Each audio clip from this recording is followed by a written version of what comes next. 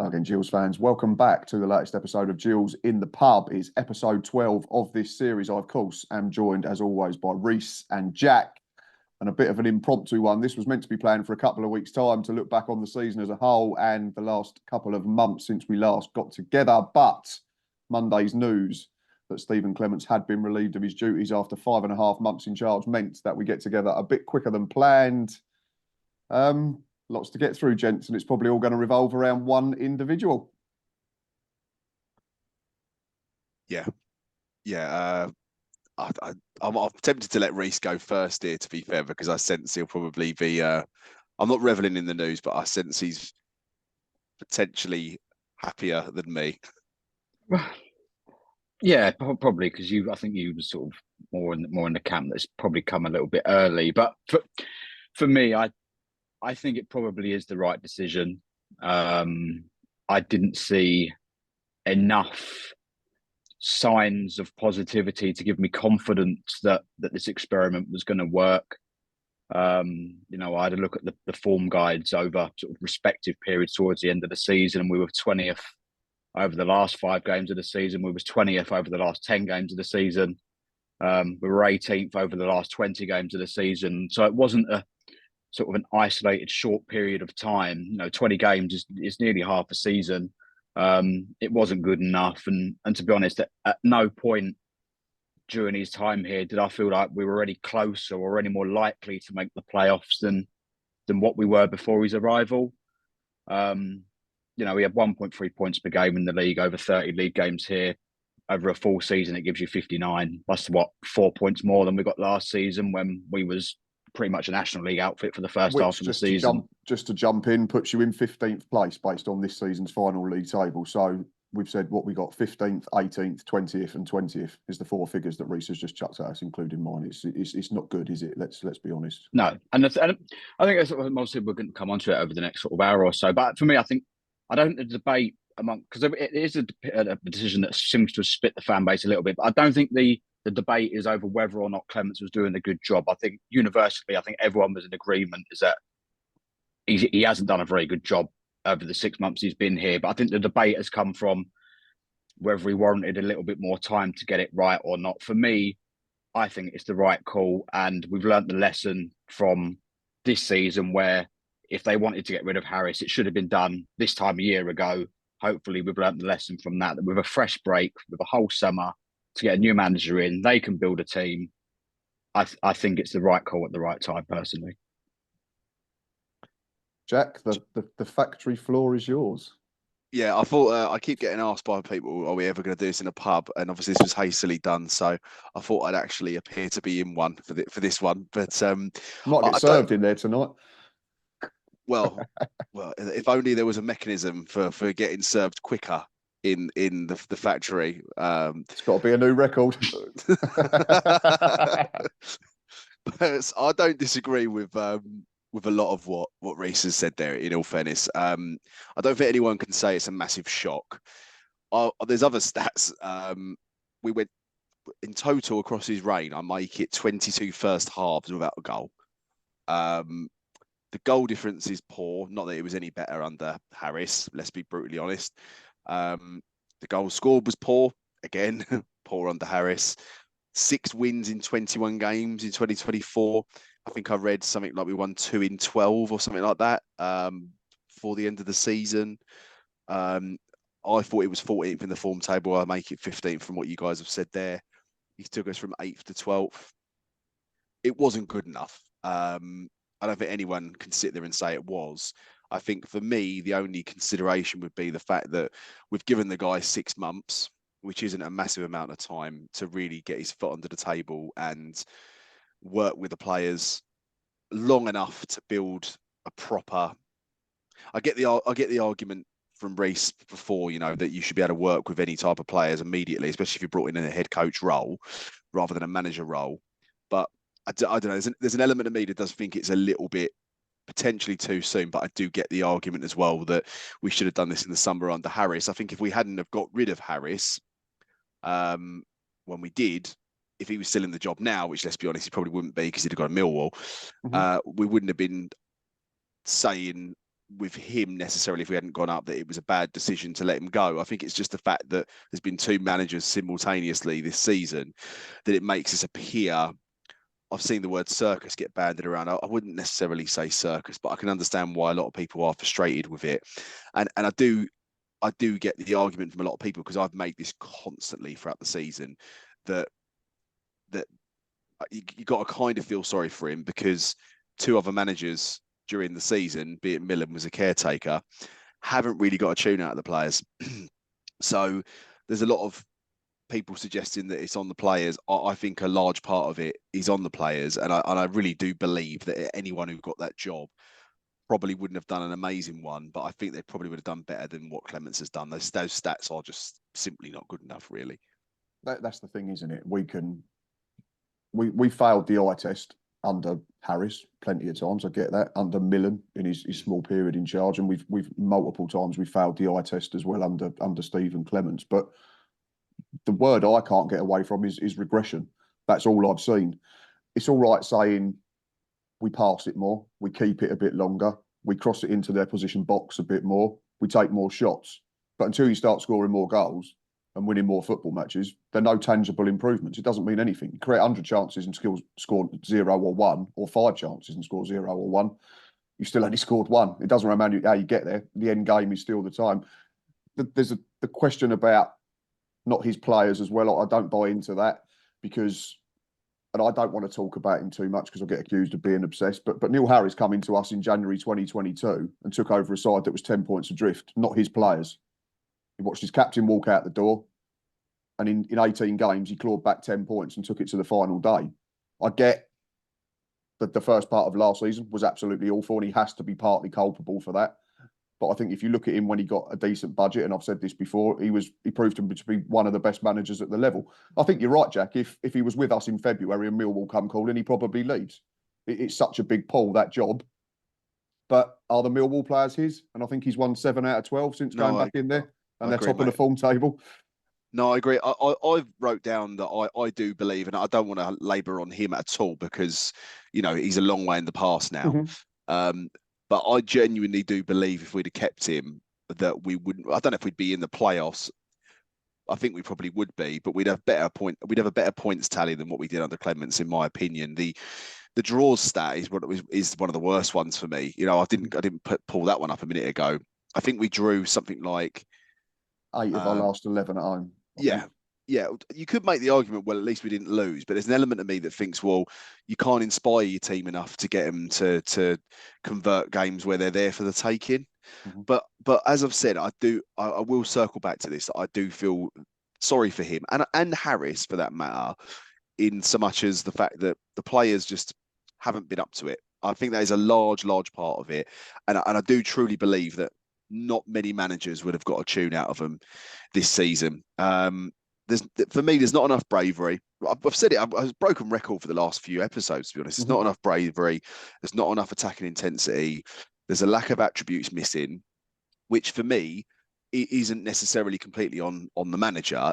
It is partly, quite largely on recruitment. And that's probably something we'll discuss in more depth. But, you know, we've been crying out for pace and finishing for several years, and it's not been addressed. And it needs to be put right. And I would have said that if Clemens had been here this summer. So I do feel that he's not helped himself by any means with the results and his general personality, which we can come on to. But equally, there are a lot of factors that have not helped with this, and they need to be improved for anyone who's going to be coming in, because they'll just run into the same problem. Reece, Jack makes a fair point there and says that it's not just on Stephen Clemence, and I tend to agree. There's, I think, people above who have brought these players into the football club. We said on the last episode that were we any better off at 11 p.m. transfer deadline day than when we started at 9 a.m. We probably all agreed that we were worse off in terms of experience. And all right, Tom Nichols and Macaulay Bond's figures weren't great, but they were better than what we ended up with. And that's been proven over the last 2 months of the season. But we'll get on to the players in more detail. But I just want to touch on something that Jack alluded to there, personality. Do you think Stephen Clemence did enough, really, to endear himself to the fan base? Because for me, I've written down, and I don't want to sound harsh, but I've written down, to me, he felt like a number 2 in a number 1's trousers. And I think I've said this to you boys before, or in one of our WhatsApp chats, and I've said it to people in the ground. he just gave the feel of a supply teacher. So like you go to school one morning and your regular teacher's not there and you think, oh, we've got an easy day today. That's how he came across. And that's not me being personal. That's just the impression I got from what I can see. No, it seems like all three of us wrote the same thing down then, because I put down that I just don't think he ever really connected with the fan base. I'm not sure he entirely probably grasped or understood what us as Gills fans want to see from a Gills team. So perhaps there was a little bit of naivety from him coming into the job in that regard. And it was weird because he come in, obviously we've had a cup game, didn't we? We played Wrexham away. And in that first home game, we beat Salford and he come over and he did the fist pumps and that. And then after that, he stopped. He made quite a public point of stopping it. So it's not, and you know, some people don't like that anyway. It's a bit cheesy, whatever. But I think we see under Harris and under Evans, to be fair, that people did like it. You know, it showed that they was up for it. They wanted to connect with the fan base, and yeah, I just don't think he ever really did that. I just didn't, like you say, probably where his background is more as a number two, as a number one. I just don't think he quite got it. I agree. I totally agree. I agree with that. I don't. I mean, I said on the last episode that we didn't sing his name. I don't think I've ever known a manager have that at the club before. And even if you put the fist pumps, even Evans got it at the end a little bit. That second season, we actually sung Evans' name, I think, for a little while, or the end of the just about. Yeah, we forced ourselves to do it. I think with other managers though, if you look in the past, even ones that haven't done that, let's say a Martin Allen, he just knew. Even if it's for show. There's an element of it where you kind of need to come across like there's a united front with the fan base, and I never truly felt that he really showed that. Which it's not a prerequisite for the job. You don't have to have that. I mean, if we were top of the league under him and he didn't do that, I wouldn't really massively care. But I think he didn't exactly help him endear himself to the fans, and the patience from the fan base maybe waned slightly quicker than it would have done under someone else potentially who understood, you know, the mechanisms of getting the fans on side and playing the game a little bit, really. Yeah, I think so. And he just, even in his press conferences, he just looked uncomfortable to me. Again, I couldn't get away from that. I think, because I said on Saturday when he got booked, I don't know if either of you were there for the foul that he thought was on Josh Andrews. Yeah, and I turned around to Boz and I said, finally, this is a Stephen Clemence that I can actually get on board with a little bit here. He's showing a bit on the touchline. He's got a bit of balls about him and he's willing to go and, you know, defend our corner. Because I've said so many times in press conferences, I know, again, it's probably for show and it's mind games and all that type of thing that people say. So I might get shot down. But I think at times he spoke about opposition far too much. There's a fine line between giving opposition respect and creating a sort of an inferiority complex amongst your own squad. And I thought he was erring on the side of inferiority complex rather than respecting other teams. Towards the end, I think he sort of realised it was like, oh, we give sides a good game as well. But I think, I don't know what you think, Reece or Jack, I just felt the damage was already done to a degree. No, I'd go along with that. I must admit, I did struggle. Every week I'd try and stick on his post-match press conferences, but I very rarely managed to make it right the way through to the end. I'd sort of listen to 5 or 6 minutes and then just sort of just turn it off, because it just didn't really engage with me, to be honest. So I think that's just what it comes down to. That, you know, obviously Harris made quite a big deal of it when he was here. And I think that's just the way he is. You know, he said exactly the same when he went back to Millwall as he said when he come here, that he wants to sort of create a bond between the terraces and the football pitch and stuff. And I just don't think Clemens was ever able to do that. And I don't necessarily blame him for that, because obviously it was his first time as a number one. He's used to sort of being the more background figure as a number two. So I don't entirely blame him for it. But, you know, at the end of the day, he's made the decision to go in as a number one. We as a football club have to do what's right for us, not what's right for Stephen Clemence.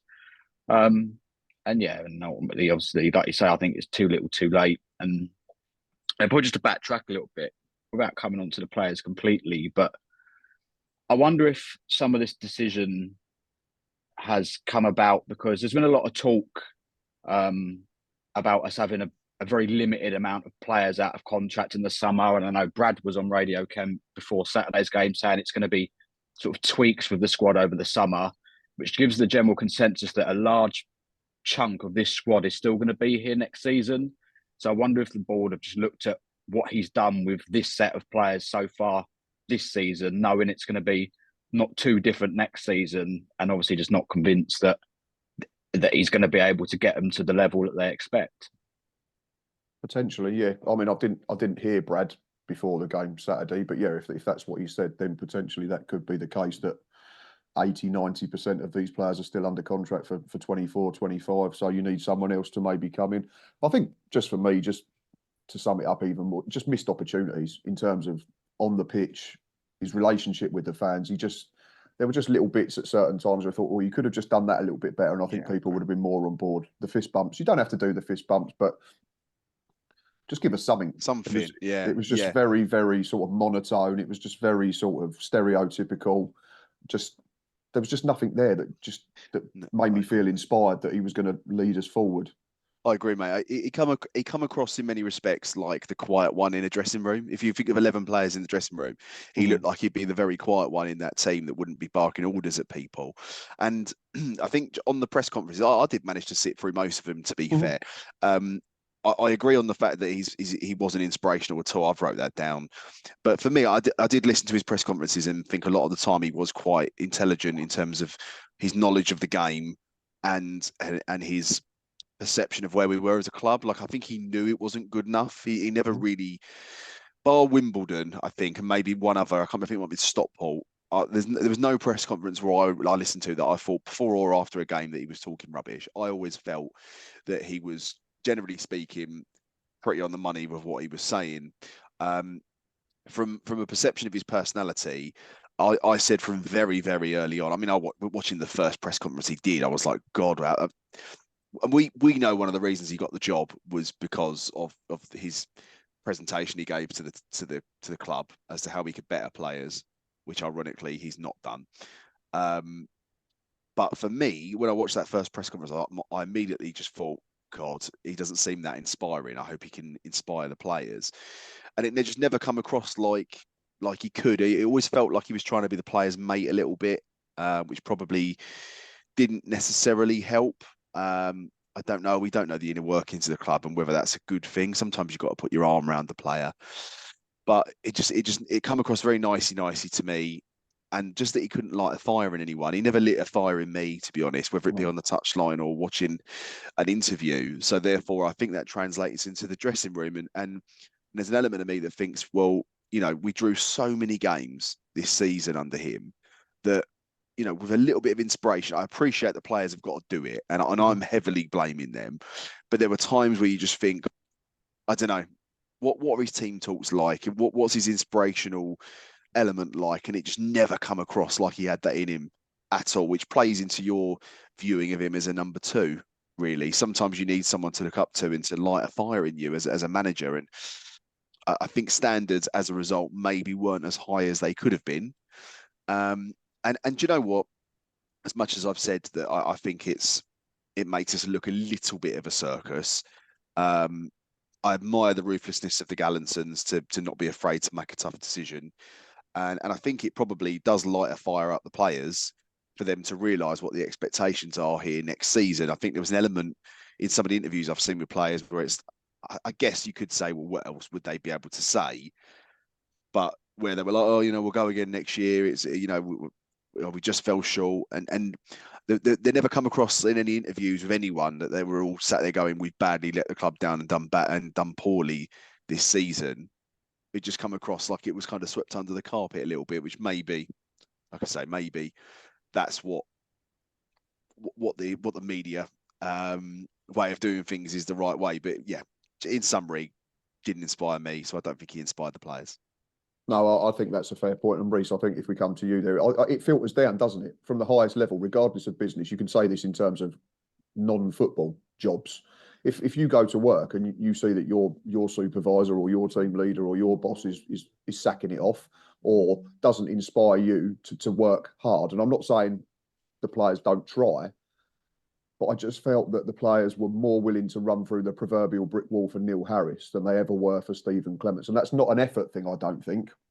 Some people might disagree. Jack might disagree because we've had numerous chats about players making the effort and trying.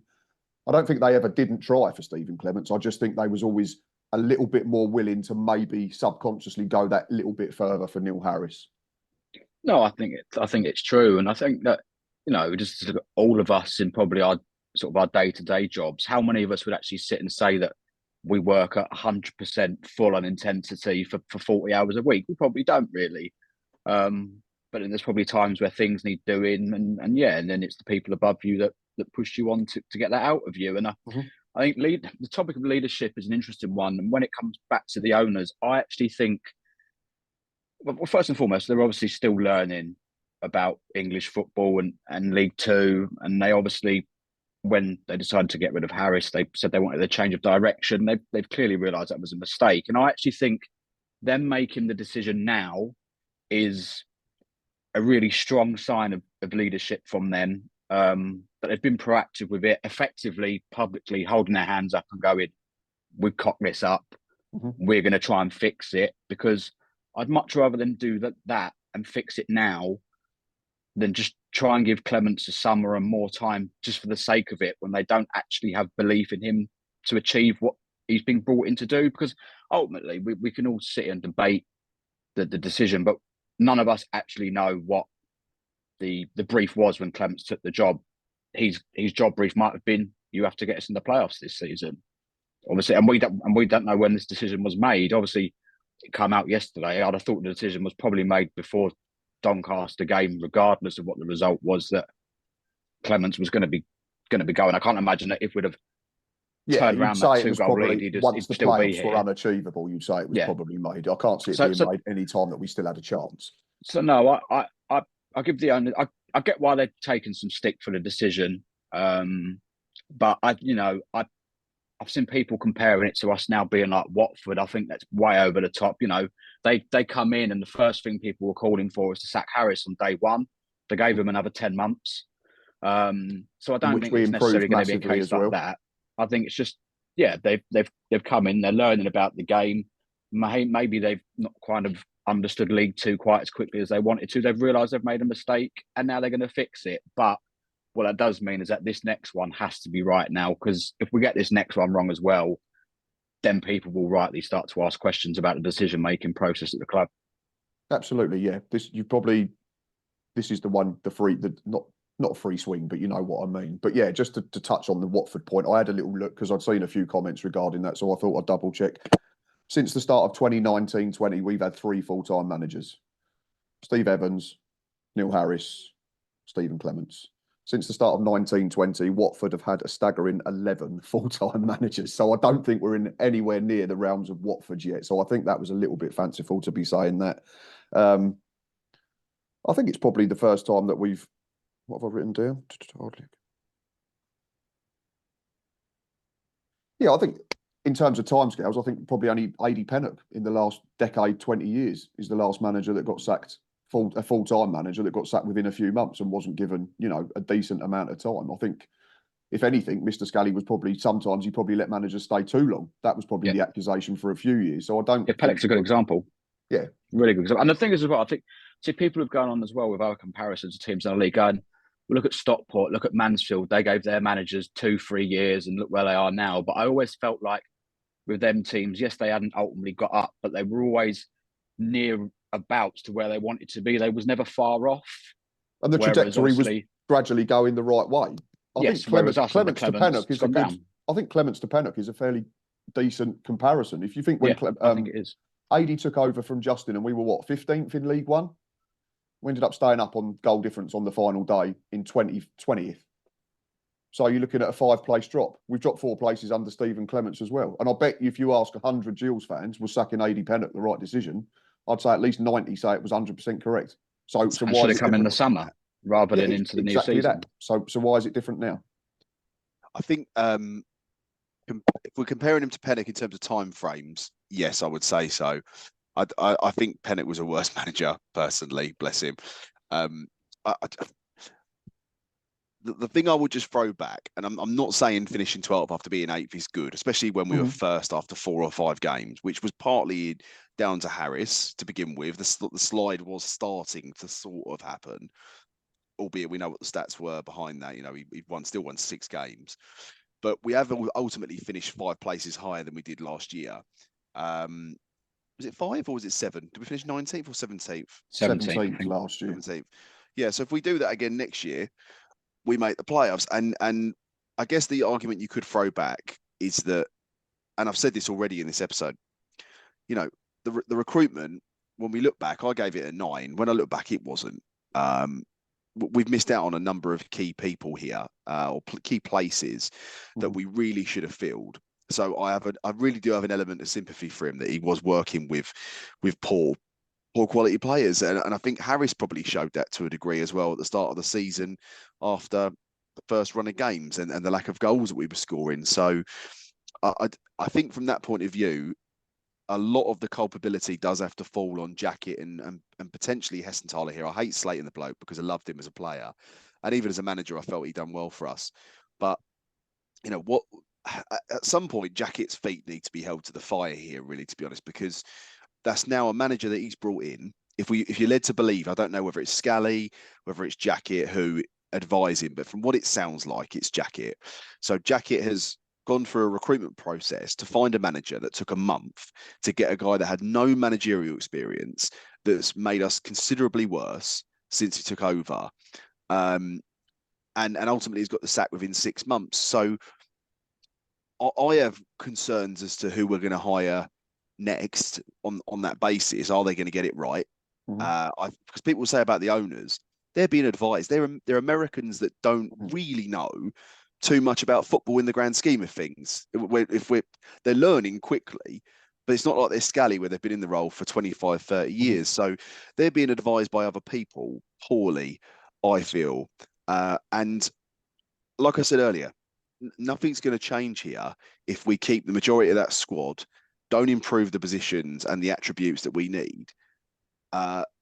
It may improve slightly, but I don't think it's going to be a seismic jump. So I have sympathy for him in that regard, but you can't hide away from fact. You know, I said that last season under Harris when he did well.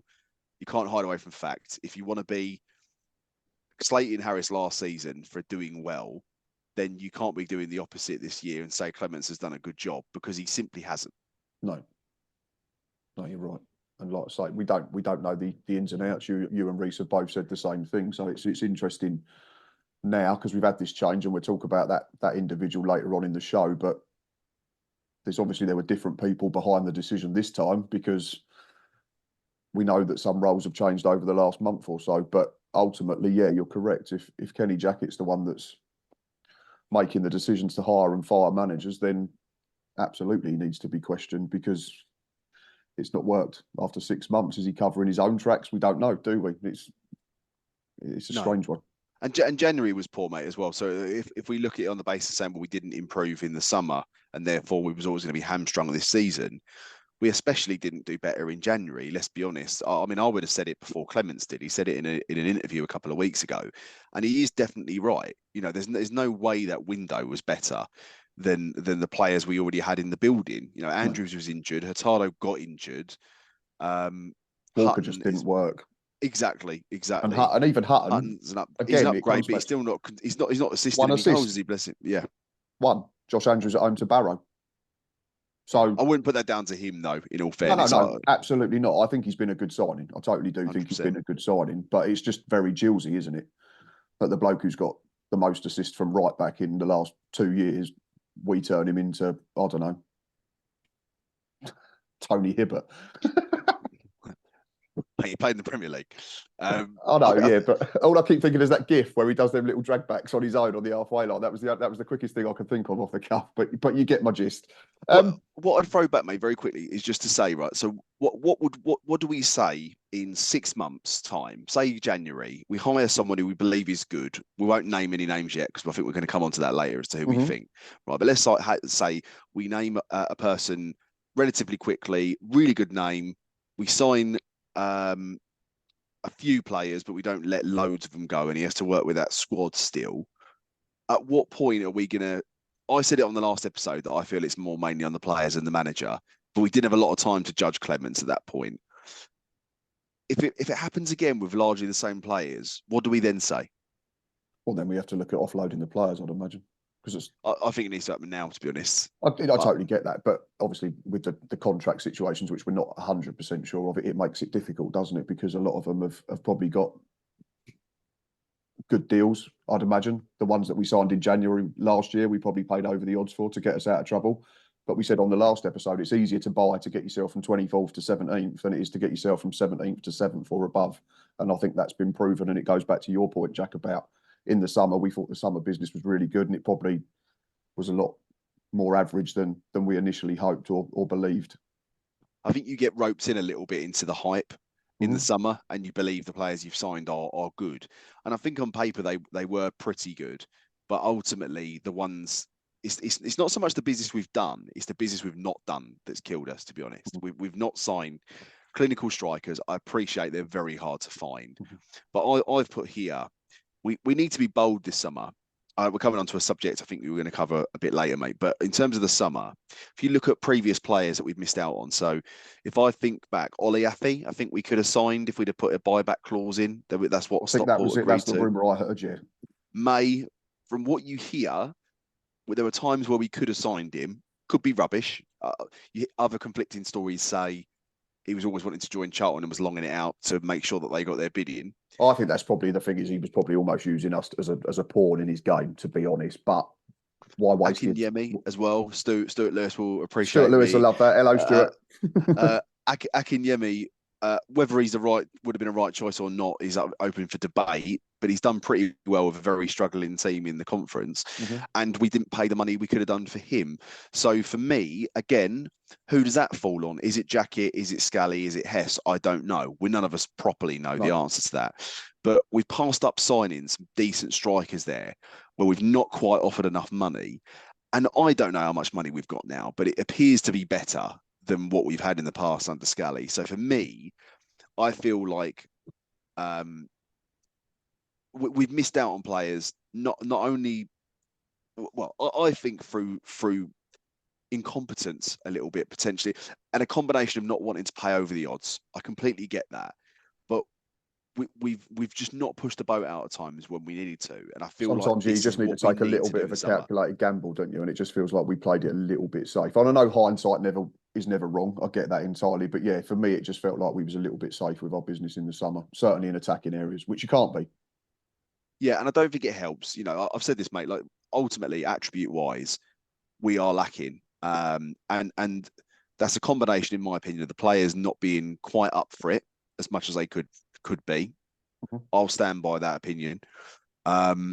We've not recruited the right people, and the manager's not been good enough to get a tune out of the ones that we had at the end of this season. But you know, if we was to really focus in on who I believe is the issue here, I think that squad was better than 12th. So I will put the players at the top of that list. I'll put Recruitment second, and I will put Clemens third. But none of them come away with any, any credit at all this season, no. Yeah, it's a tricky one, and it goes back to your point about the Gallinsons trusting people to do jobs that they're not able to do because obviously they're new to the English game, like you said, and that goes right back to the first Q&A where Brad come out, didn't he? I think Reece and said, we're going to get people in that are experts in certain fields and we're going to trust them to do the job. I think it's fair to say Jackett and Hess got it right the first window. But again, it goes back to the point I made. It's easier to get people to come and join. It's easier for clubs to sell to a team that's bottom of the league. Like Mansfield were never going to see us as a threat signing Lapsley and Hawkins last year. Whereas when people suddenly realised, they've got a bit of money behind them, they might be a threat to the top 7, then it becomes more difficult and then you have to work a bit harder. Did we work hard enough? Probably not. No, probably not. Can't disagree, because it's like, yeah, if we'd have, at the start of the season, we signed Nadesan, didn't we? Obviously, we signed Nichols last January. I don't think Crawley would have sold us any players this January just gone. We'd have tried to go and raid them. Same way there was talk of us trying to get the manager, and that didn't materialise because we didn't want to pay the money, allegedly, and things like that. So, yeah, unfortunately, that is just the way the game is when you walk into a little bit more money, and when everyone else knows that you've got a little bit more money, because of the way we flexed in that very first January window to make sure we got out of trouble. It was a sign that there was funds there.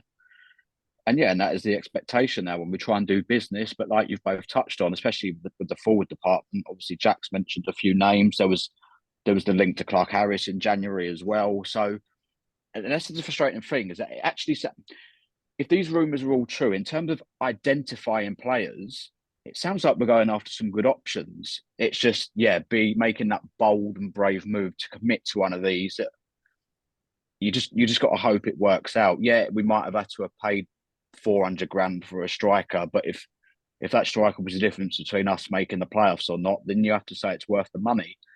So yeah, I just think, obviously when Brad come in, that very first window is a talk of it being sort of aggressive. I think we need to go back to that this summer, because I certainly don't think January was that. No, it was anything but. I think last time I said it felt like a Paul Scully January, just with an extra few quid. I think one thing I would say here, I'm not adverse to bashing Scully, as you've seen in previous episodes. I think from a negotiation standpoint, he's a decent negotiator in the sense that I don't think we've ever walked away from a deal with any club where we're selling or buying where we're in a bad position under Scully. He's always got his money's worth from a player, either way.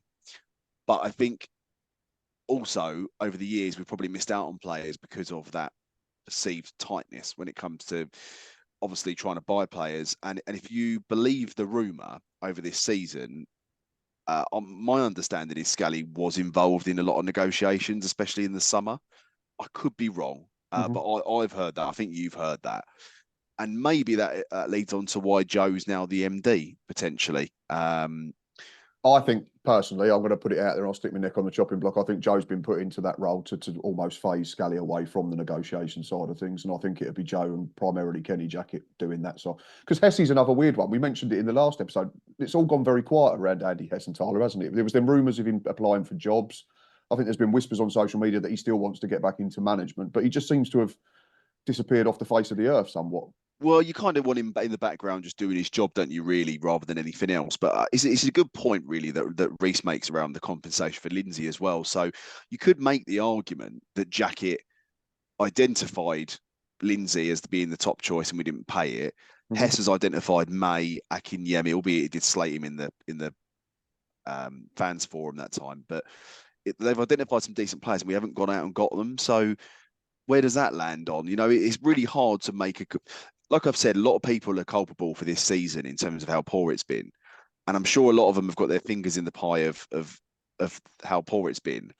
But with unsubstantiated, but, you know, is Scully the one that's been an issue here in terms of us not being able to bring in players because he's just taking the piss from negotiations with clubs and trying to... Is it because he's just still there? Because we've heard, how many rumours have we heard over the years about players' agents have fallen out with Scully, so they won't deal with it. The whole Dara McCanty thing at Peterborough won't deal with Paul Scully.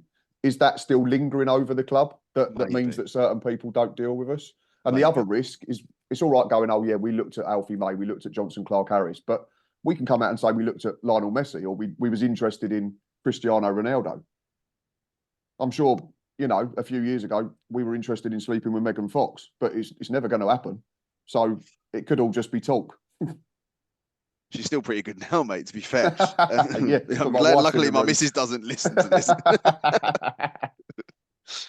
No, but it's... Yeah, I'm getting the glare.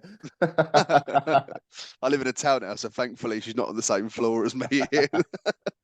No, I do agree with what you just said there, mate. It'd be interesting this season. Let's see. You know, with Jackett getting the chance to maybe make his own appointment here in the sense of someone that we actually go and push the boat out for some compensation on. If they're a manager somewhere else, they could be out of work. There's plenty of names we can maybe bring up in a bit. And hopefully we do push the boat out on signings. Obviously, we've got to get some players out. I don't think that's going to be as hard as people make it out to be. I think if you want to ship a player out, you can pay them off potentially or equally sell them. I don't think it's... I'm not saying it's an easy job, but they're not stuck here. It's not impossible. It's not impossible. So let's see. I'm like I said earlier, I feel for Clemens, and I probably would have given him more time. But equally, the fact he's gone, I'm not shocked by it, and I am quite excited, to be fair, of who may come in and who may come in from a player standpoint. But I think you're like that every summer. But Does I'm that not not going to. sum up where we are potentially, dear, just to interject? The fact that you've gone, all right, if he'd been given more time, I wouldn't have been fast, but I'm not actually that bothered that he's been. Do you think that was maybe the mindset of those making the decisions, that if that was the sort of mere feeling around Stephen Clemence, then ultimately they've made the right call? I think so, mate. There's a lot of people on Twitter that are making the opposite argument of, well, you should have given him more time, and what are you doing? Very, very silly decision. I'm sat in the middle, really. I don't necessarily agree with how long they've given him, but I can understand why they've done it. And because of the time of the season we're in, it kind of does make sense, mate. And he's not pulled up any trees whatsoever. I think the next manager, they do have to give an element of time to be honest, but they need to make sure they get the appointment right this time, because I think on face value, it probably was never the right appointment to begin with, if we're being brutally honest. Do you think he was ever actually really? How far do you think Clemence actually was down the list, though? Considering how long it took to appoint him and rumours of other names, do you reckon he may well have been fourth or fifth choice by the time we appointed him? He was at least second choice, wasn't he? Because if you believe the stories, Lindsay wanted the job. He lives in Upchurch, I think. I know people who know him, and he was very interested in the job. Put it that way. And we've obviously requested to talk to him in terms of compensation. So I feel like he possibly was the first choice. But you know what?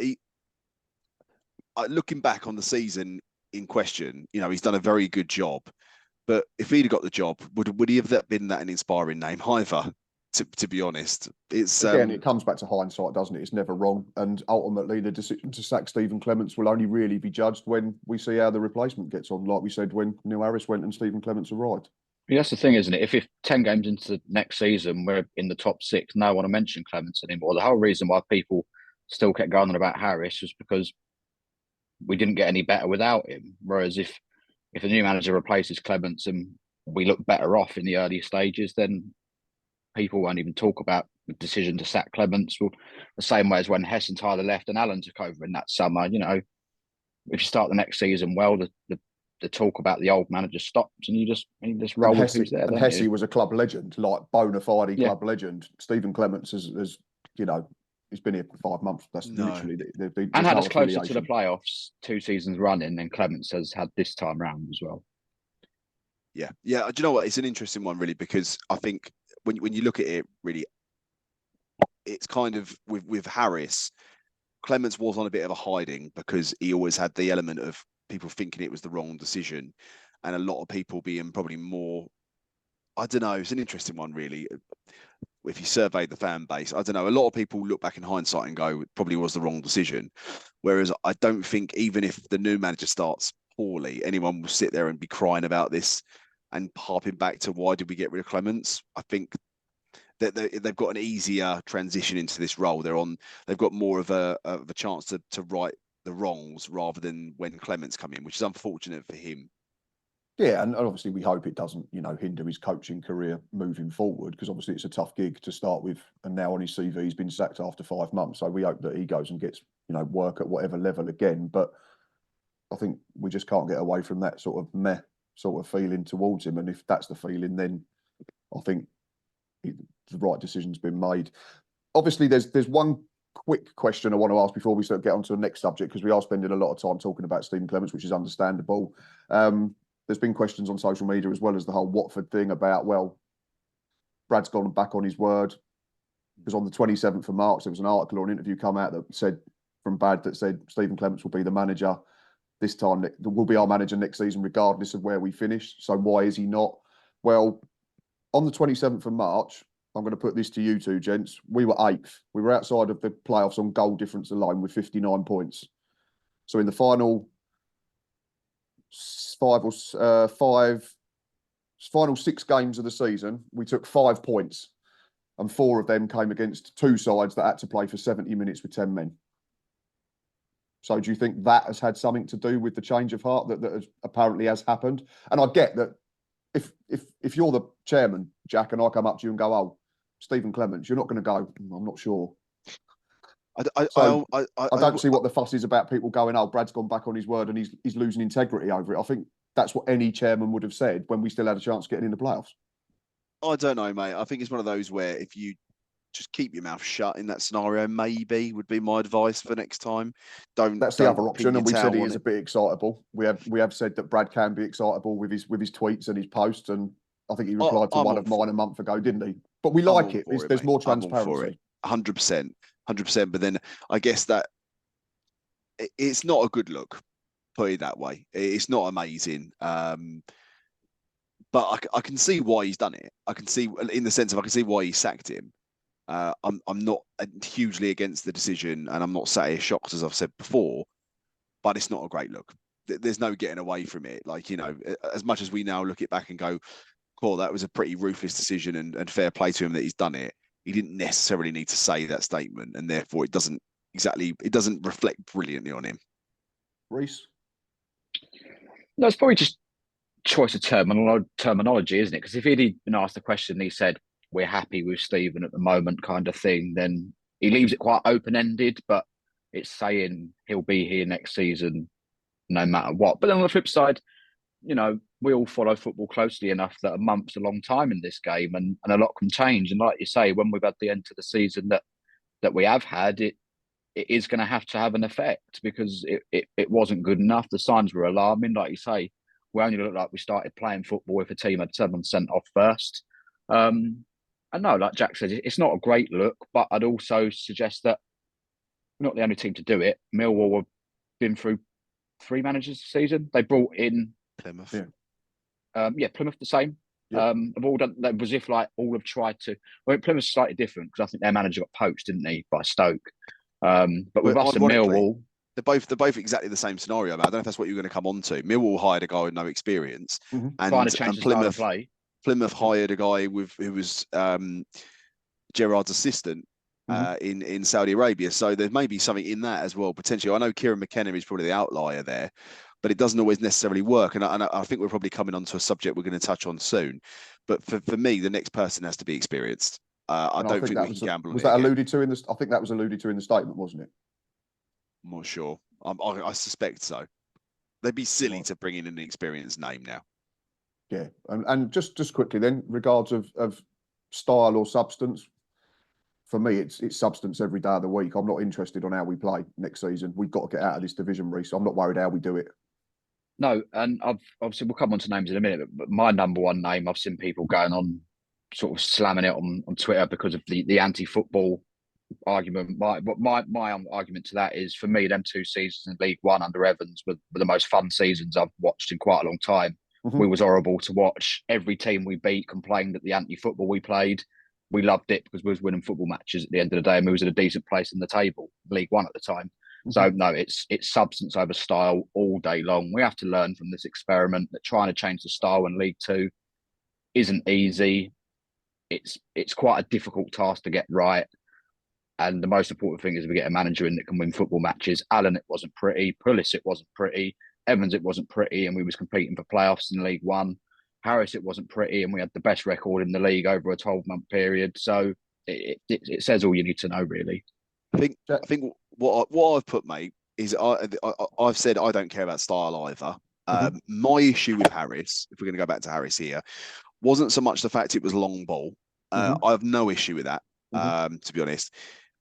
It's not amazing to watch on the eye, but it's functional for a lot of teams. For me, it was the complete lack of attacking intensity.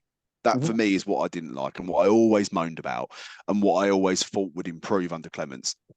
But it didn't anyway. No. So, for me, that's what I care about next season. I don't care if they're long ball or tippy-tappy. As long as we get it forward quick, shoot more, create more chances, I couldn't care less. As long as it wins us football matches. That's, for me, if you look at, I'm going miles up the table here, but if you look at Sir Alex's teams at Man United, they weren't necessarily pretty football. It was fast wingers, attacking football, run at teams, stretch teams, get the ball in behind, shoot on sight, that sort of football. And whether that's long ball or short passes, I don't care. And that's why it was fun to watch under Evans, because it's literally what I was going to say. We'd lump it forward and Dempsey would play off Oliver. We could have a throw in 40 yards inside from the goal and it'd be like a corner. And it wasn't pretty, but we played forward quickly. We was probably right up the top end of the division at the time for final third entries, just because of how quickly we turned it over the halfway line.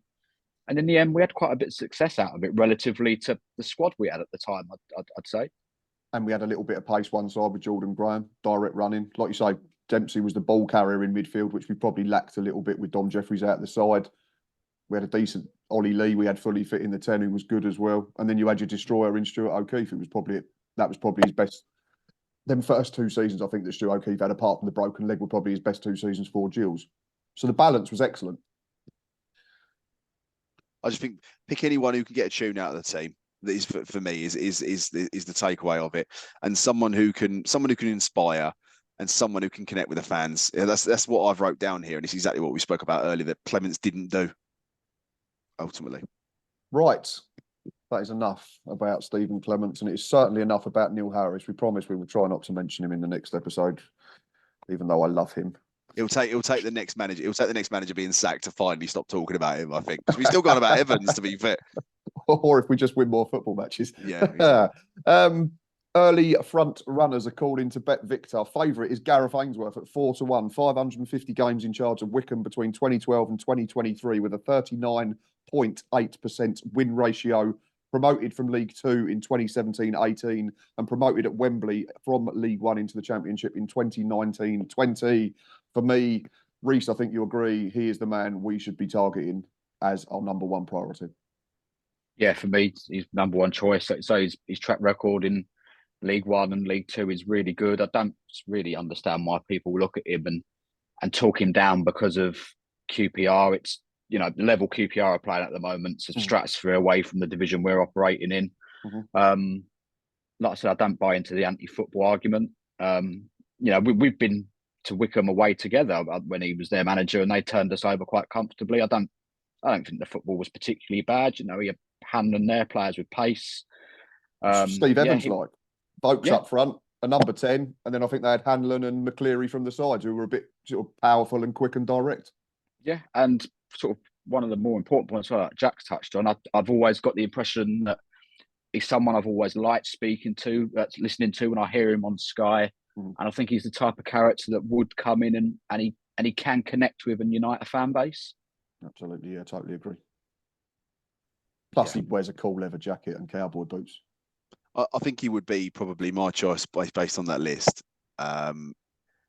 That said, I trust the club to get this one right, but they need to get it right, and they can't hang around on it, to be honest, because that is one other thing right now. I would say is who handles the contracts now would be a question. I would say again, probably coming on to something we're going to talk about soon in terms of who we want to stay and who's in their plans. But Clemens said they'd already been talking to players about coming in. He'd already been talking to players about that his own Gillingham players leaving potentially. Where does that stand now? Is that with Jacket? Is he just going to take the list that Clemens left him? Almost, it's so decisions need to be made on existing players and new ones. We need to be able to attract players, and you can't do that without a manager. So we need to hire someone within the 2 weeks, I'd say. Yeah, this has got to be done by probably the playoff final. Yeah, which is what, May? Then it's over 2 weeks before then. Which would rule Lindsay out, you'd think, wouldn't you? I think Scott Lindsay's an absolute waste of time. Number one, they're in the middle of the playoffs. He's not going to talk to us. Number two, if we couldn't afford 250k last October, it's going to be surely double that now, because they were mid-table when we spoke to him last time. They're now in the. If he gets promoted, no chance. I don't care if he lives in Upchurch. You reckon? I still feel like we're a bigger club than Crawley in League Two than they are in League One, with respect to them. Sorry, Joe, if you're watching this. No, I get that, but I can't see why you'd leave that project.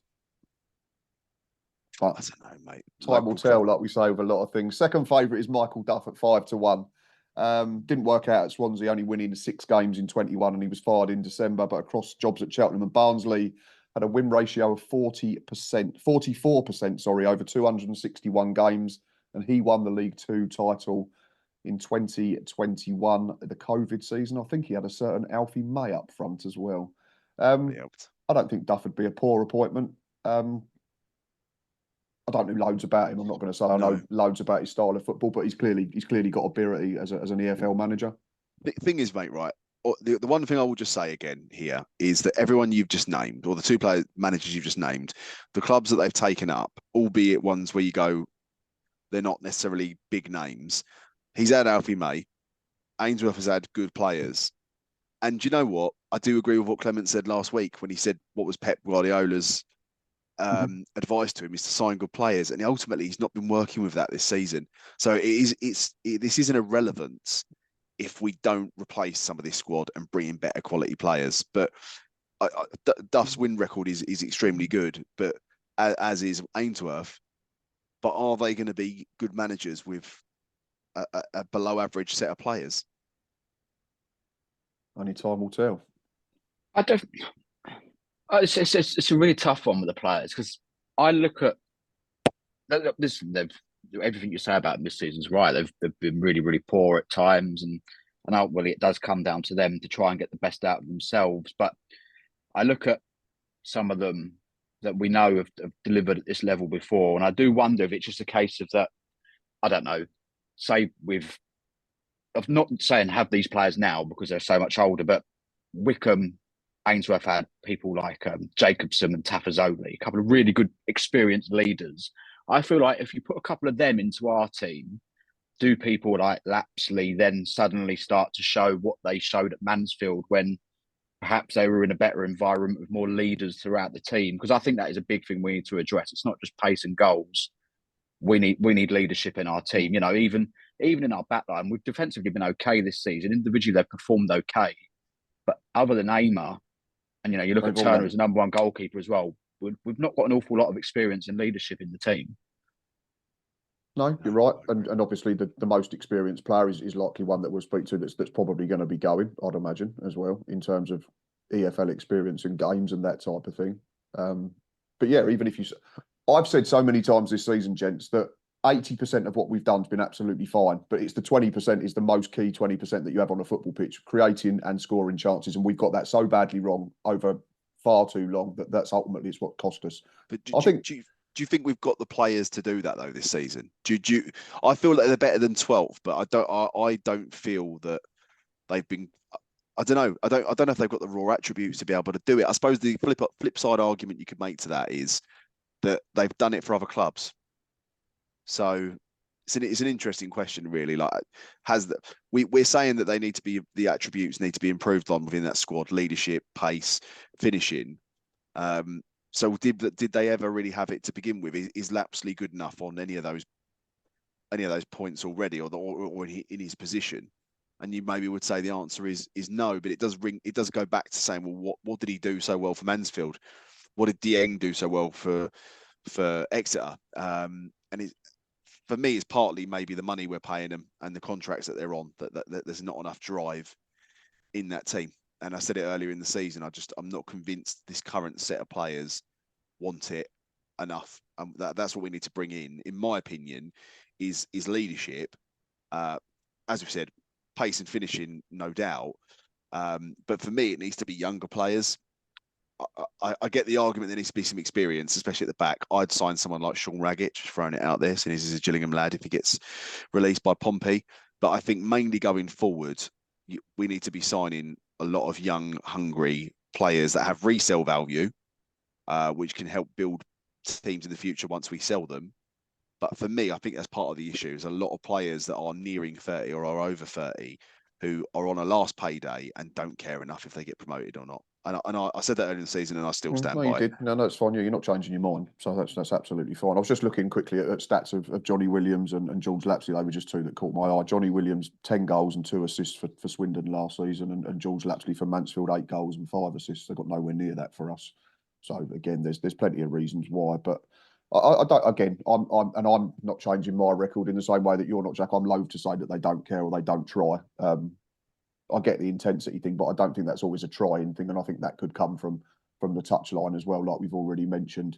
But in terms of other names on the list in the betting market, 6-1, Scott Lindsay and Steve Bruce. Will his name ever go away? Someone's come in as his assistant. I was going to say, yeah, I used to have a good assistant. And Pete Wild, Barrow, 10-1 was next on the list, who I don't think would be an awful appointment. Has he maybe taken Barrow? None of them are great, are they? There's no one that There's no one that stands out, is there? That's an absolute. Apart from Ainsworth, there's no one that you sit there and go, "Cool, that'd be a good appointment." That Harris was that name back in when he got appointed. It was a wow, that's a coup.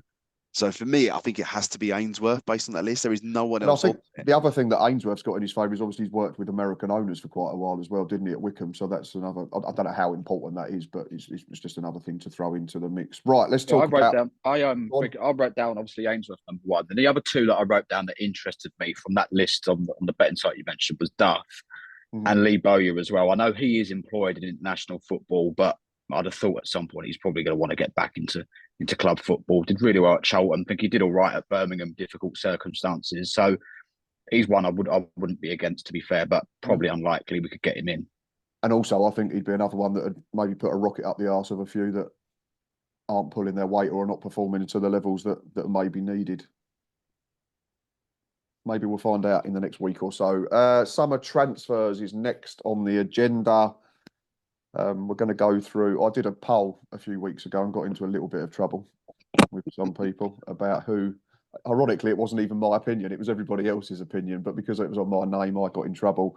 But the season's ended now, so I'm sure we're fine to go through it. So let's go in squad number order. We understand that some of these are still under contract, so we'll go with make available / release or keep. That's simple enough. Glenn Morris, I will kick this one off. I would let Glenn Morris leave, not because I don't like him, not because I don't think he's a good goalkeeper, but I think at 40, he probably wants to play and he probably deserves to play as a first choice. And I'm not sure he is that at the moment. So for me, I'd let him go. Reece? I completely agree. Jack? I'd keep him, mate. I'd offer him a player coach deal. Be a brilliant number two. Personally, I think you'd struggle to find a better number two if he's willing to stay in a number two position. If he doesn't want to be a number two, let him go. Okay, fair enough. Max Clark, we'll try and get this a bit shorter. I would keep Max Clark. I think he's been fairly reliable since he came into the side and benefited from a run of games. Jack? Just about keep, mate. I wouldn't be against him going, but keep, probably. Reece? Yeah, I'd keep him. Connor Masterson, I'm assuming we all agree keep. Keep, yeah. Max Amar, I'll let you two kick off because I'm a Jack. I'm going to probably have to say keep because I feel like I'm going to get absolutely piled on if I say anything else. But I don't know, mate. We've got two very good centre backs. If we sign someone like Raggett, do we really need another one in Amar? I don't know. I'd make him available potentially. I'm going to get absolutely chastised for that on Twitter. I'd maybe make him available. I wouldn't be against him staying, but I wouldn't be devastated him leaving either, to be honest. Let's leave then, because we just did that on Stephen Clemence. So there you go. I'm just chucking you under the bus. Max, no, we're talking about Max Reece, Max Amar. Yeah, it's really difficult. I feel like with Amar that if he's under contract, we keep him, no problem. If he's out of contract and we could get someone like Raggett, then I'd be more inclined to release him. But he's not one that, if he's already under contract for next season, I wouldn't be trying to sort of push him out the door, so to speak. And, the thing is, if whoever ex-manager is comes in and they want to play sort of three centre-backs, I think we got stung at times this season where we wanted to play a three and then one of the centre-backs was unavailable for whatever reason and we couldn't do it. So if we do want to play a three next season, we probably would need four decent options, in which case it'd be keeping all three we've got plus one other. So I'd be more I'm leaning more towards keeping Max, to be fair, because I mean he was my player of the season, so it'd be a bit harsh of me to then say let's turf him out. Well, we're ruining the rest of the show. But yeah, he was mine as well. I'd keep him 100%. And that I think if you could get Raggett and add him to them three, I think you've got a brilliant set of. You've got your two defenders in Amar and Raggett, and then you've got the two that can step out and play. So for me, keep Sean Williams. I think let go. Be gone. Yeah, 100%. Yeah. George Lapsley. Jack. I'd let him go, mate. Not been good enough. I don't feel like he cares enough. He's one of those. Probably on a decent wage. I'd get rid of him, unfortunately. Reece. Keep him. I don't know. I just think that I've always felt there's something there. And the thing that frustrates me most about Lapsley, which is a concern, and probably hasn't helped him in his time here, is that he can't stay fit for long enough. Is generally the problem. There's been times where he's got back fit, he's got into the team, and just as you start to think he might be getting somewhere, he comes off at half time with an injury, and you don't see him again for 3 weeks. So that's been a bit of an issue. I do think that if we can get him fully fit in the right setup, I do think there's a player there. I'm convinced of it. Yeah, I'm probably sort of on the fence a little bit. I can see both sides of it. I think if he does stay fit, his numbers at Mansfield say there's definitely a good player at the level. But if he's on quite a big wage and he can't stay fit, then if you can get someone in, the thing is, say he's on £3,500, chucking a figure out there. If you add 500 quid to that, you can probably get 2 players in that are decent enough at League Two and are fit as well. So plus, I have to be careful because it's Ava's favourite player. I'm going to say keep just for that because I don't want to feel the wrath of a 9-year-old. I've bottled it massively. Johnny Williams, I would keep as long as he plays central. Jack. See, I would keep him, mate. If we go on the argument that Lapsley's not done enough, I don't think Williams has either. But the difference is I feel like Williams tries hard. That's the difference for me. So keep. Yeah. Reece? Just about keep him. Although saying that, if someone, because I can imagine that given the circumstances we signed him in as well, where he was ready to sign with someone else and we sort of sniped him, I can imagine he is on a very decent wage. So it would be one of them that if someone for some reason did approach us for him, I'd be inclined to just move him on. But I've not got a massive issue with his staying. I think he got a little bit better as the season went on. But like Jack says, it's ultimately his numbers were, for someone that played most games, his numbers were really, really poor. But again, there could be extenuating circumstances, like because we couldn't finish our dinner most of the time. So with better players, hopefully the numbers improve. But yeah, but you can only go on what we see. Josh Andrews will stay. I think there's no debate on that one. Ashley Nadesan, I don't know. He might be a bit happier now. He might feel he's got a chance, but for me, it'd have to be make available or release. 100%. Yeah, bless him. Do you know what? He started the season very well. He had a lot of work rate, good pace. Looked like he was going to be a really good player, and I was going to eat my words. But I feel like he, he's not been good enough. Bless him, has he? And his confidence is on its arse as well, which probably doesn't help. Thing, yeah. So I would let go. Yeah, 100%. Reece? Yeah, let go. Ollie Hawkins. I'll let you start this one, Reece.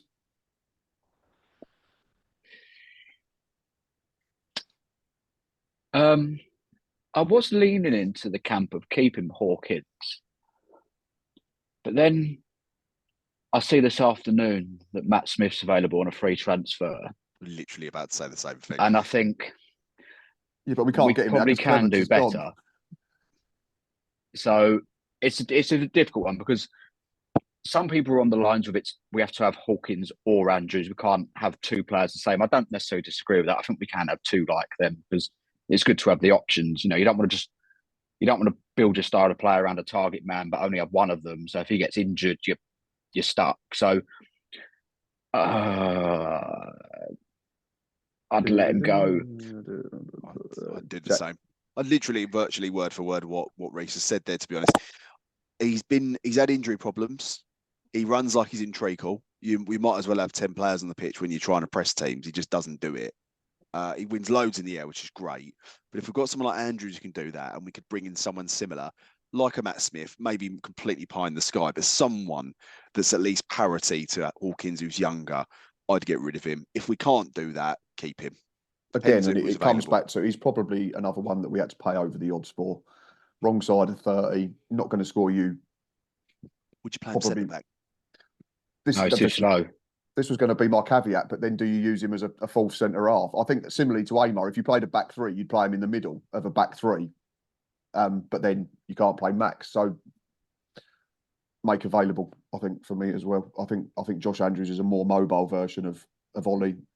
Will score similar amount of goals at worst. And I'd like to get different types in as well. Yeah, I get that you've got to have. Josh Andrews reminds me a little bit when we saw Tom Eaves. He can play back to goal, but he's mobile enough to get about the pitch as well. Yeah. Scott Malone, Reece. No, Jack. Sorry. Go on, mate. Go on. You started talking. I'd let him go. Weird one that sort of basically all the time Harris was here, he was probably our best player. And then for whatever reason, it's just, yeah, he's lost his place. You know, I think Clark's proven his worth. Malone will probably be on a decent wage. He may well want to get back into League One himself. So I think it'd just be best for all parties to just let him move on, really. Yeah, I'd agree completely, to be honest. I think if you believe rumour, he's got back problems as well. I don't know if that's completely true. But yeah, wages are high. He's getting on a bit. He's a very, very good player. And if he was 3 or 4 years younger, you'd be keeping him every day of the week. If he was 3 or 4 years younger, we wouldn't have signed him. Exactly. Very true, mate. But I probably would let him go, to be honest. But I think he's got another year left, so it might be irrelevant. Yeah, I'd make him available. I don't think, and not because I don't like him and I don't like Max Clark, but I just don't see the point in having 2 left backs that are that good. Again, and the wages thing, you could probably get two players in for his wage. Yeah, I imagine coming out of the Championship. Can play left back as well. It looks like now. Well, there was an experiment, wasn't there? Yeah, I think obviously he's played centre half all season, so I get that he kept tucking in naturally, but that could be something to look at moving forward. But will the new manager want to do it? Right, let's start trying to speed these up a bit. Robbie McKenzie, I am going to say keep based on his versatility. You need that type of player in your squad, Jack. I'd let him go, mate, to be honest. Not played enough this season, injury prone. And I always think if you're going to get rid of players, for me, it has to be the ones that are the backups. I wouldn't get rid of too many first team players. So on that basis, I feel like if you're going to move people on, it has to be people that haven't been starting that much, and he is one of them. Okay, Reece. Yeah, I'd let him go. He's a good versatile player, but I think he's only ever second best in every position on the pitch. To be fair, I don't think there's one that I'd put him as first choice. Do you think that's hindered him? He's almost become, Probably. Jack of all trades, master of none, so to speak. So then it hinders him because he always ends up naturally being a backup to whoever else is in centre mid, centre back, right back, left back, that type of thing, which is unfortunate because he is a decent player. Jaden Clark. I'd load him out. Oh, all right then. I was going to say, because this one might be different. I would give him a contract if he's out of contract, and I would get him a good loan. Jack said the same. Reece. Yeah, would probably be inclined to go along with that. If he was out of contract and he got released, I wouldn't say it's a bad decision. But yeah, I definitely don't think he looks like he'll be around the first team group next season. So yeah, a loan could potentially be an option. Ethan Coleman, keep. Yeah. Keep. We're doing loan players. Yeah. Jorge Hurtado. I would bring him back. Get him back. Long loan. Absolutely. Purely because there's loads of Colombian flag stickers everywhere. We need to get him back. So I'd like to get him back in on a season long loan. Yeah, 100%. Possible it will be, but we'll see. We'll see. Because, I don't know, maybe Watford would look to that and the injury picked up and see Swindon kick lumps out of him and think maybe League Two is not the right level for him. So we'll have to see what happens with that. Someone said that to me on Twitter and I thought, yeah, but that's learning the game for me. That's the way it is. So you're a 19-year-old, 20-year-old kid that comes in and you've got a few fancy flicks and step overs. That's just part and parcel of learning senior football. So, but I suppose from Watford's point of view, they'll want to send him to the highest level possible. So if we come in for him, and I don't know, I'm trying to think of someone who Shrewsbury or something come in for him, then there's probably he'll end up in League One. So I suppose it depends. But maybe he's one that might happen late, possibly. Like last time. Shadrach Ogie, keep. Yep. Yeah, keep, obviously. Yes. Connor Mahoney, sign or allowed to stay where he is. For me, we're a better side with him in it, so I'll kick this one off. Numbers wise, I get that people say he drifts out of games, but you need that type of player. He can win you a match in an instant. We don't have enough of that type of player. So for me, I'd try and get him back on a permanent basis. Jack? I'd sign him if his wages are not too horrendous. Oh, absolutely. Yeah. I mean, if he's asking for 10 grand a week, then no chance. But if it's a reasonable sort of contract that we can get him in on, then yeah, that's fine. Yeah, he wants to stay as well from the looks of things, which is what you want. You want players to be here that want to play here. Mm-hmm. I'd definitely sign him. I think he's had it labelled it in that he's sort of lacked consistency at times this season, which he has. But I think it's probably been harder for him because, any opposition scouting us knows, well, if you stop their right-hand side, they ain't going to score any goals. Whereas if we have a more rounded team with more threats all over the pitch, it probably will give them a bit more time and space to thrive in. So, no, I think there's a lot more to come from him. Absolutely. Remo Hutton will stay. Jake Yeah. Turner, I like him. I'd keep him. I would let him go, mate. I think we can do better. Okay. Reece? I said I'd let Morris go, and I don't really think we need to be going into the summer needing 2 goalkeepers. So I'd keep Turner. Whether that's as a number 1 or a number 2 remains to be seen, but That's it, yeah. I'd keep him around. Let's go next. Where are we going? Tim Dieng. Reece, kick this one off. I'd keep him. I think he's ended the season really well, actually, to be honest. Yeah, he's got what, 5 in his last 12 games or something. I think. Yeah, we'd be certainly again. We'd be lower in the table without his goals over the last few weeks. There's a lot of midfielders on that list that we've said keep that have ultimately combined have not created a lot of chances. Did I miss Dom Jeffries? Yeah. I'd keep John Jeffries, by the way, but I think that he will end up leaving. I think he'll go elsewhere because he's out of contract. I think other clubs will come in for him. On Dieng, do you know what? I really like. I sat next to him at the last Player of the Year before this one. I'd probably let him go because of his age. With Reece on this one, I'd keep him. I think he's ended the season well, and I think he gives us something. I think he can play a couple of positions as well. He can almost play as like a box-to-box, or you can push him further up and play him behind if we need to. So I'd keep him. I think, and he's good at the level. I think he knows the level as well. So for me, keep. I'd happily see him stay, but I don't know. I just think we're overloaded with midfielders there. Jeffries, Dieng, Coleman. They're your only 3 orthodox centre midfielders.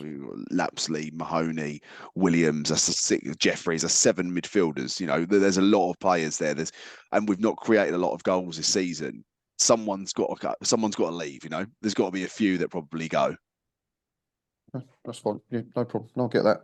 Last one, Josh Walker will go back to Burton, and I don't think any of us will be too disappointed. Bless him. He probably suffered from scoring on his debut, and after that, it quickly went downhill, unfortunately. His best contribution was getting Barrow players sent off. Deary, mate. He's one of the... Go on, mate, sorry. He finally thought he was getting a chance to get 70 minutes and last 20 seconds and nearly had his head kicked off. Bless him. He's one of the most ineffectual strikers I think I've ever seen at the club. And I don't necessarily think he's that bad a player. Someone said he's one of the worst players they've seen with the ball, but I said I don't think I saw much of the ball at his feet, to be honest. So I have an element of sympathy for him in the sense that we probably didn't play to his style, and he didn't have a lot of the ball during games to be able to make a concrete judgment on him. But you know, a decent striker gets himself in the game, I would say. One of the most ineffectual strikers we've ever had in my entire time supporting the club. Bless him. He probably wasn't the worst Walker to play for us over the last couple of years, which is quite a feat. Oh, Owen is crying somewhere now. That's why I said it. I know. Right. So what do we need then? I've done a quick sort of scribble down on a post-it. I've got it down as maybe a left centre-back / left back, a centre midfielder, 2 wingers at least, 2 strikers at least. 2 wingers, 2 strikers, a centre-back, a keeper, in my opinion. I think a keeper, yep, sorry, yep. Yeah, we need 1 keeper, whether it's Turner going or Morris, yep, based on what we've said. 1 or 2 midfielders, potentially, and then potentially a left-back. See, I'd almost look at maybe like the Ogie situation, if you can get one in that doubles up there a little bit. Someone mentioned Connor Ogilvy's out of contract at Portsmouth and being released, but I can't see him dropping down to League 2. You never know, mate. 2 or 3 year deal on good money, you never know. I think it's Megan Fox syndrome again, to be honest. So we're looking at around half a dozen at least, I think, aren't we? Left back, goalkeeper, left back or centre back, or combined. Centre midfielder, 2 wingers at least, 2 strikers. Yeah, it's going to be 7. I think around seven new additions. And you'd say 5 of them have got to be at the top end of the pitch. Yeah, it needs to be right. They need to get it right this summer. The basis of that defence is very good. We know exactly what we need. Absolutely. It's difficult though, because obviously, Jack, you were saying earlier that sort of you rather us sort of jet in the main start signing younger players, but it's difficult this summer because I also think that we do need leadership to come into this squad this summer, which you do get the odd exception, but generally leadership comes with experience. So I think we are at a bit of a crossroads there, where I do agree that we need to get sort of a more youthful hunger into the team, but we're also crying out for experience. It is going to be a challenge for the recruitment team to get that balance right, I think. I think an experienced striker like a Smith, an experienced centre back like a Ragger, an experienced keeper potentially for me over Turner. The rest of them young midfield, See, energetic I think midfielder, I think we pacey need an wingers. experienced head in the middle. Yeah, potentially. Yeah, with Could argue Williams we've got that with going, Dieng. Dieng would be the one. But if he's not guaranteed to play every week, then yeah, it's difficult, isn't it? It's I was just trying to find the list of players. I noticed Abo Issa has actually been released by Grimsby. I'd take a punt on him. I think he's got decent figures. He's got everything that we lack in pace and direct running. Can play off the left. Wouldn't cost you a fee. Decent age. Keepers, interestingly, was the one I mentioned was Nick Zarnev, who was very good for Wimbledon for a few seasons. Has lost his place this year to Alex Bass. He's been released as well. So interesting ones to keep an eye on because obviously the retained lists are all starting to come out now. Hopefully we won't be last. And hopefully we'll see ours in the next couple of days. I'd go for. This is maybe pie in the sky, maybe. I'd be aiming for someone who's been released from a Championship or a League One club, like a Balkowski for Millwall. I know that must completely pie in the sky, but someone that's a very experienced head and the same at centre back, I think that would be perfect. But going forward, we need young pacey wingers. We need young strikers. We maybe need an experienced head, who's a bit savvy, like a Smith or someone like that, as a target man to go alongside Andrews. But yeah, we need a bit of both. We need a little bit of experience and we need a little bit of youthful exuberance and pace. And we probably haven't got enough of either at the moment. No, I don't disagree. Again, we've been saying it for probably all the episodes that we've done, and this is a dozen rounded up today, so it's not a new issue. Right, last couple of bits. 2023-24 awards dinner was a few weeks ago. Winners were Reece. You've already told me who you voted for Player of the Year. I voted for Max Amer. You voted for Max Amer. Jack, who did you vote for? I voted for Ethan Coleman, but on reflection, seeing that Masterson got it, I'm not adverse to that decision at all. I think it's a very worthy winner. Absolutely. And goal of the season, did we all vote for Scott Malone? No. I went Mahoney at home to Morecambe. Yeah, so did I. See, I went Max Clark at Notts County. I thought. So I think you're doing him a disservice there. I thought both feet off the floor, outside of the left foot. I thought technically it was really, really good. They're all better than last year's one. What was that, Alexander? Alexander's P-roller against Wimbledon. Oh, the Shows ski how jump. bad we were last season, really. Ski jump, yeah, bless him, that went all the way down his leg, yeah. Player of the year winners were then goal of the season, Scott Malone for his volley versus Sutton. Again, a very worthy winner. Young player of the season was Shadogi. I think he might have only been the only one in contention, to be fair, based on age, or along with Dom Jeffries, that would have been it. Players player Ethan Coleman, which was who Jack voted for the main award, and again, very well deserved. And I did like the touch that they did with the videos that they produced this year for the rest of the squad talking about the individuals. And as Jack's already mentioned, Connor Masterson won the main award, probably for his attacking prowess as much as his defensive work. Final bit is Joe Comper promoted to managing director in the last few weeks. Like I've already alluded to, I think it's maybe to phase out Paul Scally in that role. It looks like now, I think for me, it'd be Joe and Kenny, and whether Hess is still there doing it as well to deal with recruitment and contract negotiations and that type of thing. I think he's obviously very well trusted by Brad and Shannon as well. I think that's probably had a huge part in him. But yeah, firstly, congratulations to Joe Comper and gents. Do we think it's a sensible move and restructuring? 100%, mate. 100%. I said before on a previous episode when Fish left that whoever comes in isn't going to be the same as Fisher. He's not going to be as good a person. If I'm honest, I think probably Joe, put aside the fact that he helped get the club sold Fisher, I think Joe's probably doing a better job, if I'm brutally honest. I thought when you said there, apart from I thought you was going to say he is a Crawley Town fan. No, well, and that. Yeah, well, yes, he clearly likes the club a lot, mate. He does well by the club. He does well by the fans.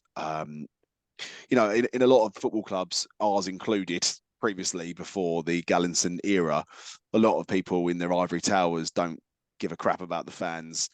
And even if it's all for show, but I don't think it is with Joe. No. I don't know with the Gallinsons. It might well be, but everyone's very sincere, very nice people. And I think we're very lucky to have all of them working for the club, to be honest.